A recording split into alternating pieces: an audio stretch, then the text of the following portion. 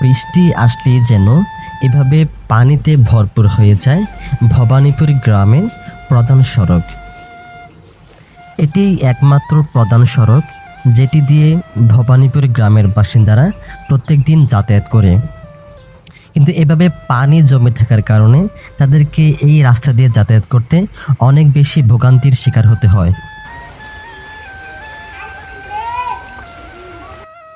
প্রিয় দর্শক, সরকার পরিবর্তন হয় কিন্তু পরিবর্তন হয়নি এই ভবানীপুর যে রাস্তা আছে সেই রাস্তার কাজ। এবং আপনি আমার পিছনে দেখতে পাচ্ছেন বৃষ্টি আসলেই এভাবেই পানি জমে থাকে এই ভবানীপুর এই সড়কে। এবং এটি হচ্ছে ভবানীপুর দাখিল মাদ্রাসার মেইন সড়ক। এবং প্রত্যেকদিন শত শত স্টুডেন্ট এই রাস্তা দিয়ে তাদেরকে মাদ্রাসা যেতে হয়। কিন্তু এইভাবে পানি জমে থাকার কারণে এই রাস্তা দিয়ে তাদেরকে হেঁটে যেতে অনেক বেশি কষ্ট সাফার করতে হয়।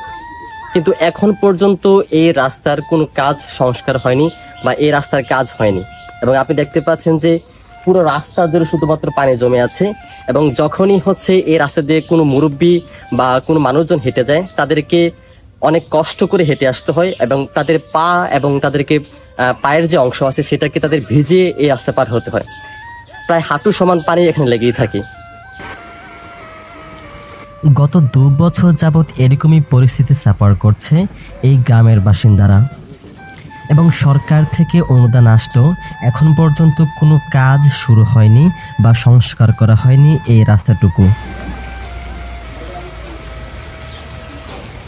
অনিক হাসান, কুমিল্লা জেলা প্রতিনিধি।